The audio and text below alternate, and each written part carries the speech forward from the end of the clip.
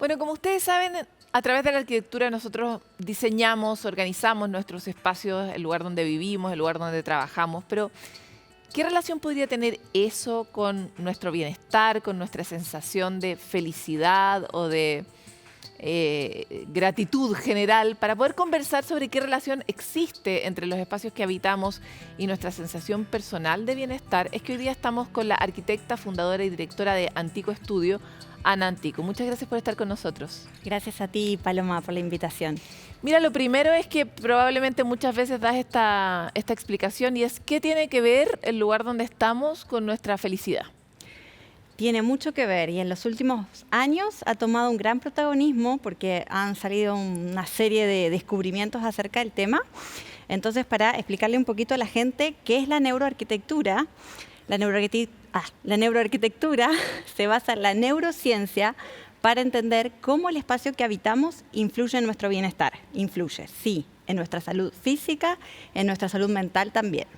¿Existe qué tipo de evidencia desde la neurociencia plantea el hecho de que tu entorno te puede afectar? ¿Se han hecho experimentos específicos sobre, por ejemplo, cómo nos afecta el encierro o lugares con más ventanas? Sí, hay muchos experimentos que se están haciendo ya desde el 2003, que es donde se empezó a investigar con mayor énfasis, que es en San Diego, en la Academia de Neuroarquitectura, con neurociencia aplicada a la arquitectura en Estados Unidos, y de ahí han salido una serie de descubrimientos, porque como historia de la humanidad nosotros llevamos unos 3.000 millones de años, pero viviendo en ciudades solamente 200. Entonces se empezó a investigar qué pasó en estos 200 años, que surgieron una serie de enfermedades nuevas que antes no existían, como por ejemplo diabetes tipo 2, aumento de presión arterial, la gente se empieza a morir más de infartos y de ciertas cosas, y eso viene un poco asociado al aumento de cortisol que nosotros vivimos. Y se descubrió que el aumento de cortisol también está dentro de las casas, depende de los estímulos que uno va viviendo, que uno va experimentando, viviendo, sintiendo. Entonces, de ahí viene toda una serie de investigaciones que están saliendo a la luz a medida que va avanzando también los dispositivos para medir esto, porque se mide con electroencefalogramas, con pulseras especiales, con lentes oculares. Y bueno, se ha, digamos, básicamente descubierto que, por ejemplo, si los ambientes son cálidos y acogedores, aumenta mucho más la serotonina y las endorfinas, que son las hormonas de la felicidad. Y disminuye, por lo tanto, el cortisol, que es la del estrés. Disminuye el cortisol, sí. Porque de hecho cuando sube una, baja la otra, es como un balancín, ¿no? Sí. Cuando dices ambientes cálidos, ¿a qué te refieres? Se refiere al uso de materiales, al uso de la luz, al uso de la paleta de colores, de las formas. O sea, desde la ampolleta, que no sea la ampolleta de carnicería, sino que sea luz amarilla, hasta que el entorno tal vez no tenga una baldosa, sino madera. Claro, por ejemplo, la luz, que ya que la mencionas, es uno de los ítems más importantes, porque se descubrió que la luz azul, o la luz fría, que es entre 3.000 y 4.000 y 5.000 grados Kelvin, es una luz que retrasa la salida de la melatonina. Entonces, nosotros tenemos algo que es como el reloj biológico o el ritmo circadiano, que está muy asociado a la salida y a la puesta del sol. Nosotros los podemos alterar eso con la luz. Entonces, ¿qué es lo que pasa? Las pantallas, los teléfonos o la ampolleta que uno tiene en la casa puede ser de esa luz fría, y uno puede verse alterado en el retraso de la salida de la melatonina y puede no dormir bien, no descansar bien, y obviamente si uno tiene alterado el ciclo del sueño, después va a tener mala memoria, va a producir menos, va a tener aumento de cortisol, etc. En cambio, la luz cálida, que es entre 2.700 y 3.000 grados Kelvin, esa luz no afecta al ciclo. Incluso se hacen experimentos con la NASA, con los astronautas que permanecen mucho tiempo despiertos. Entonces, de ahí que van saliendo estas conclusiones, y ya tenemos más evidencia que apoya que sí debemos, por ejemplo, usar luz cálida y no luz fría. Ahora, si uno tuviera la oportunidad de construirse su casa, que la mayoría de la gente no la tiene, uno no siempre puede hacer su casa de cero, pero si la tuviera, ¿qué cosas tú recomendarías a priori considerar para tener un entorno que genere mayor bienestar? Por ejemplo, en términos de espacios abiertos, espacios cerrados, más o menos ventanas, etcétera. Bueno, la luz, como te mencionaba, es uno de los factores más importantes. Después también les recomendaría muy fácilmente utilizar plantas a las personas en su casa, que muchas veces se olvidan o ponen plantas plásticas, ¿no? Porque las plantas están dentro de un estudio que se llama biofilia, y también está demostrado que disminuye un 37% los niveles de ansiedad, que es muchísimo. También ayuda a la concentración, a la memoria, a la productividad y limpian el aire. Nosotros tenemos contaminantes en el aire y sobre todo cuando tenemos computadores e impresoras hay algo que se llama ozono. El ozono también es un contaminante, entonces limpia el aire y favorece todo eso. Hay algunas que están certificadas por la NASA, como por ejemplo la lengua de cebra o sansevieria, y la hiedra también es certificada por la NASA como purificadora del aire. Así que el trabajo con plantas es muy bueno, el trabajo de la luz. También podemos recomendar que usen ciertas formas, ciertos colores. Ciertas formas, entremos en ese detalle, porque también uno ha leído en el Feng Shui, por ejemplo, que hay ciertos entornos que necesitan más bien formas circulares y no formas puntiagudas.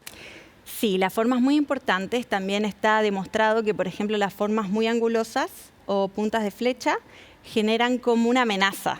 Entonces uno a eso le genera hostilidad y ganas de salir arrancando del lugar, no de permanecer. En cambio, las formas que son curvas, orgánicas, que ahora por suerte está de moda todo lo orgánico, eso favorece el permanecer en el espacio. Uno se siente más cómodo, más relajado, disminuye el cortisol, aumenta la felicidad y más ganas de permanecer en el espacio. Así que ahora también se viene todo como lo curvo en los muebles y en las formas del diseño mismo.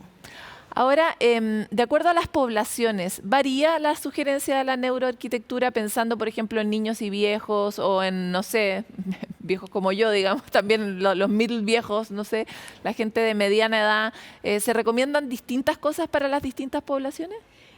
Hay un componente cultural, sí, que va variando, porque, por ejemplo, no sé, como te decía recién de los colores. El color para ciertas culturas, por ejemplo, es algo bueno o algo malo. Por ejemplo, en casi todo el mundo, no sé, las clínicas o hospitales están pintadas de blanco.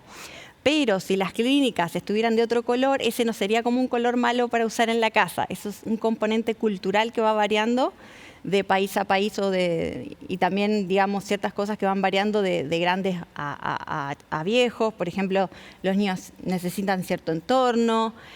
Así que sí, hay cosas que se pueden ir particularizando según la percepción de cada persona, las memorias de cada persona y lo cultural.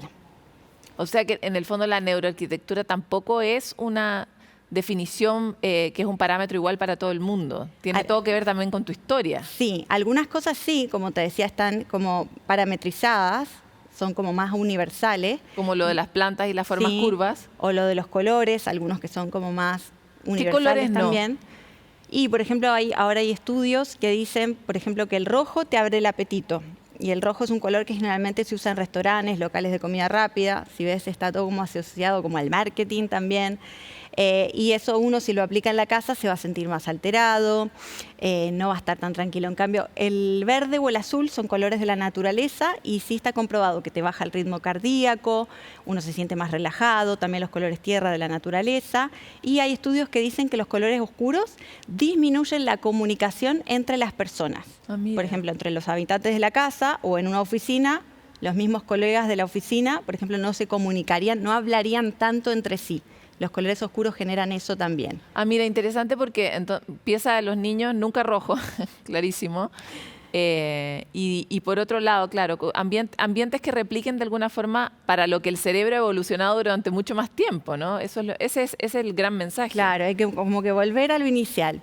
¿Qué pasó hace 3.000 millones de años? Y no existían estas enfermedades. Entonces, de ahí es como que estamos obteniendo información para poder volcarnos, obviamente, en el diseño y que ese diseño aporte desde una mirada más holística, podría decir, disminuir los niveles de cortisol y sí generar estímulos que gatillen en el cerebro esos estados que sean, o esos enlaces cognitivos que sean como de mayor serenidad, calma, confort, mayor concentración. Ahora que hay tanto déficit atencional, tanto estrés, todo eso se puede ir trabajando de acuerdo a la forma, a la paleta de colores que uno use, a las imágenes que uno vea también, que son muy importantes lo que nosotros vemos, porque, por ejemplo, hay algo que se llama la neurona espejo. No sé si escuchaste hablar de eso, que todos la tenemos, y eso es el encargado de traer la empatía a nuestro cuerpo. Entonces, si nosotros vemos cosas que no estén tan buenas o que nos hagan mal, por ejemplo, una película, cuando vemos una película y el personaje llora, como que nosotros lloramos muchas veces, sobre todo las mujeres. Pero en la casa también tenemos que tener cuidado de qué cuadros ponemos, qué imágenes ponemos, porque eso va a hacer que se active la neurona espejo y que nos traslade, como que nos transporte a esa emocionalidad. Entonces, si usamos como imágenes o patrones de la naturaleza, fotos de, no sé, mar, océano, o frases positivas que te digan que está, no sé, algo positivo, eso va a hacer que se modifique la química cerebral y cuando eso pasa, se modifica cómo nos sentimos y se modifica la conducta. Es decir, qué es lo que hacemos también. Uno actúa de diferentes maneras, como que tiene mejores impulsos o potencia más los talentos, como te decía, como la concentración, la creatividad, la memoria. O sea, eso se puede potenciar. Para terminar, me gustaría saber si tú has percibido que entre tus mismos clientes existe cada vez más o no la demanda o la conciencia de que el entorno es gravitante en el bienestar. Sí, yo creo que sí, que estamos evolucionando y que hay toda una conciencia social del wellness en general. El wellness es una tendencia, un movimiento social que no solamente, digamos, en la casa con esto, sino que la gente se está alimentando mejor, haciendo más deporte. Viene todo como una bajada de conciencia por ahí. Y sobre todo después de la pandemia, que se pasó mucho tiempo encerrado dentro de las casas, ahí la gente empezó a percibir cuánto impacto tenía el espacio que nosotros habitábamos en nuestro bienestar. Así que creo que esto es lo que se viene y se vienen muchas novedades. Te quiero agradecer por esta entrevista aquí en Sanamente. Gracias a ti.